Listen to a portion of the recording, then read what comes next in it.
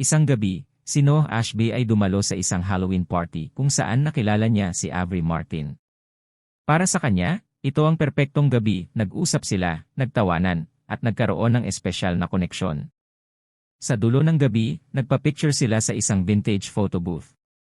Pero, sa halip na maging love story nila, nauwi lang si Noah bilang best friend ni Avery. 3 taon ang lumipas, dumalo si Noah sa engagement party ni Avery at Ethan. Durog ang puso niya habang nakikitang masaya si Avery sa piling ng iba.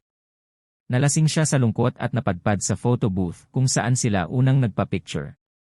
Doon, nadiskubre niyang ang photo booth pala ay isang time machine. Nabalik siya sa araw ng unang pagkikita nila ni Avery. May pagkakataon na siyang baguhin ang lahat para mapaibig ito. Paulit-ulit siyang bumabalik sa nakaraan, sinusubukang baguhin ang mga kilos niya. Maging MR perfect, sinubukan niyang maging perpektong lalaki, pero nauwi lang ulit siya bilang best friend. Maging bad boy, nagbago siya ng personalidad, pero natakot lang si Avery. Maging mayaman, naging successful siya, pero hindi pa rin siya ang gusto ni Avery.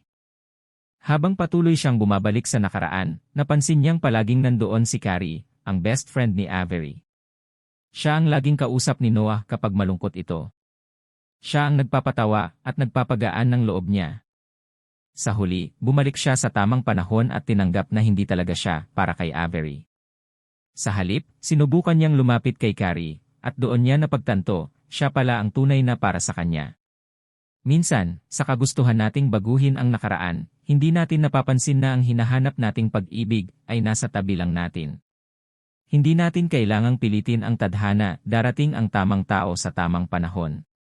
At sa pagkakataong ito, hindi na si Noah bumalik sa photo booth.